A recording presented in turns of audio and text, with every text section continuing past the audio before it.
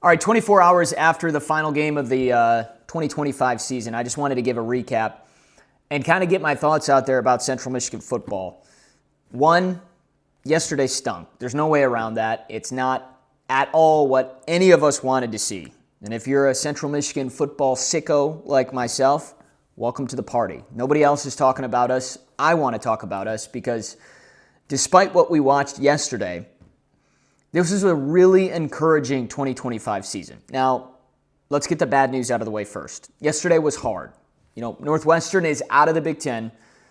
They're favored by 10.5 points for a reason. But they weren't this juggernaut like Ohio State or Indiana or Oregon or even like a Michigan that handled Central Michigan way back in September.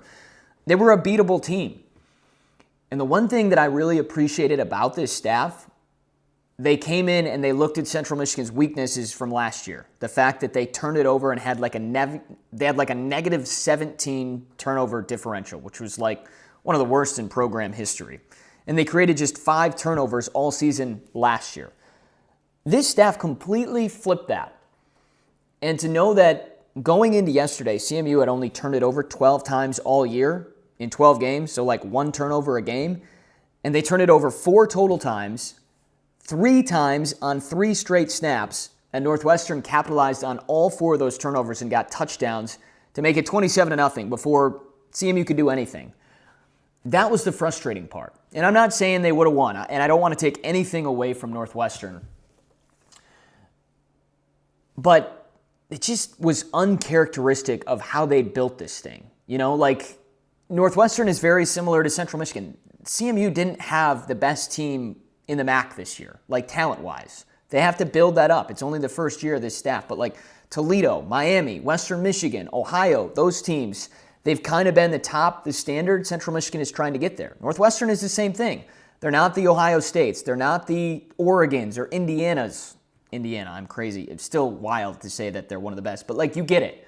But they play hard. Central Michigan plays hard. That's why it was so fun to see these two teams that, maybe they don't have as explosive offenses, but they defend really well, they possess the football, and they do the little things, and they have effort. And that seemingly was going to make for a great game, and the Chippewas they didn't execute. They made mistakes, and Northwestern capitalized, and that was the game.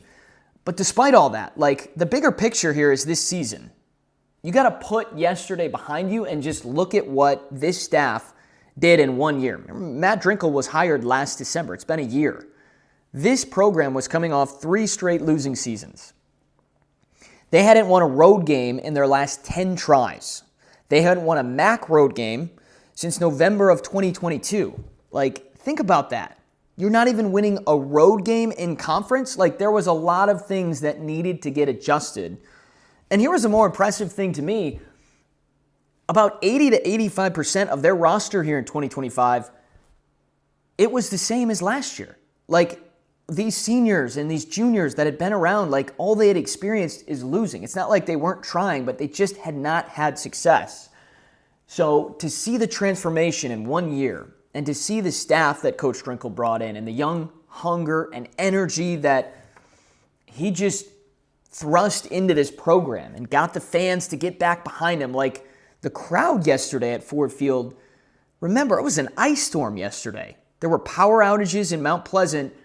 And yet still, in a game against a 7-5 team and a 6-6 team, the west side, Central Michigan's side, full, and then both end zones, there were more maroon and gold than there were purple. They showed out yesterday, and it just shows that there's intrigue. There's a spark again with this program, which is great. They did a lot of things that were good this year, and that's what I'm getting behind here. I wouldn't lie about just really feeling that this is going in the right direction. And that's what I feel, despite yesterday. And that's why I took 24 hours. Because, again, yesterday stunk. But this fall, we went on a freaking ride. We had a chance in the final game, this program did, to make it to the MAC championship game. I remember saying back in July when we went to Ford Field for MAC Media Day, and I went on some podcasts, and I said, I got to ask this question. What's the expectation? What are you hoping for? Well, of course, I want to win a MAC championship every year, but I also want to be realistic. And the one thing that I kept saying was, can you be in it and play meaningful football in November? Can you have a chance to get to the MAC championship in November? And they did. And they got to a bowl game for the first time in 4 years. So, they did a lot of things that they needed to do to take that step forward. And then they're going to have to take another step forward next year. But, hadn't won a road game in 10 tries. You go across the country to California, night one in the Matt Drinkle era, and you beat a team in San Jose State that some in the preseason podcast were saying had a chance to be the group of 5 participant in the playoff. You were 10-plus point dogs, and you won that game. You hadn't won a MAC road game in 3 years. You went out, you throttled Bowling Green 27-6. You went down and you bullied Kent State later. There was a lot of good this year. They got these guys to believe. And I think that's the main thing of I've covered this program for 10-plus years, and I haven't felt this good about the direction of where this thing is going. Because this, again, just telling you facts, this is the longest stretch since Central Michigan has been Division I, 1975 to now 2025, where they've gone without a MAC championship. 2009, Dan Lefevre, that was the last time they won a MAC title. It's been 16 years. They are starving to get back to the top of this conference. But they took a huge step this year. Like Western Michigan, give them credit. They won the league this year. They're in their 3rd year of that program and head coach Lance Taylor. CMU in year 1 went down to their place, led that game for 50 minutes, and was a play or 2 away from winning that game. I don't like moral victories, but you can see they've closed the gap and they still have work to do, but it's getting closer. Toledo, arguably the most talented roster in this league every single season. They have the best recruiting class. Jason Cannell just left for UConn, but he'd been at Toledo for 10-plus years. They come to Mount Pleasant on the final day of the regular season with the Chippewas needing to win, and Central Michigan was shutting them out for nearly 3 full quarters before they finally took their first lead and then ended up winning. Again, steps forward to trying to beat the best in the league.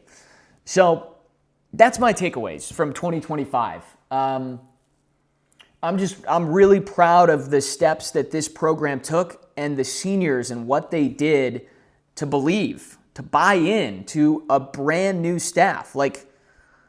In life, you think about change. Nobody likes change. It's hard, right? And you lost your coach. You bring in a new coach. He has to change things, and you have to buy in. They did. And they won 7 games, and they went to a bowl game. And yes, you didn't get to the MAC championship game, but you had a chance. You didn't win your bowl game, but you had a chance. And that's more than what we can say over the last 3 seasons. So, I will continue to say this. I love Central Michigan. I love this football program. I'm extremely passionate about it. And I don't know how many other people, not directly tied with either coaches or players, want to win a MAC championship more than me. I am dying to see that. It didn't happen this year. It hasn't happened the last 16 years, but really for the last decade plus, this is the best I have felt about them moving in the right direction to that. And I think it's coming. It feels like we are getting closer. And that's exciting to me. I can't wait for next fall. Unfortunately, it's December. And next fall is September. I'm going to sit on my hands for that long. But you get it. They are closer. And I think there's a lot to be proud of this season. And I just hope that yesterday doesn't kind of, create a fog for how great this season was. And I get it. It's 7-6. No one's going to look at this and be like, whoa, you went 7-6. 7-6-7. I don't know if that works there. But you get what I'm saying. It's not like they went 12-0 and won the national championship or won the MAC or anything like that. But it's a step in the right direction for this program. And I think it's only going to get better. Really excited to see what they do in the offseason. They're going to have to hit the portal. They're obviously going to have to bring in a bunch of freshmen. And then we'll see what next fall looks like. But, man, I'm fired up about what we watched this year.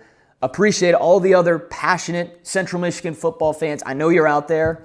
And if you made it this far, you are a Central Michigan football sicko just like me. So salute to you. Fire up, Chips.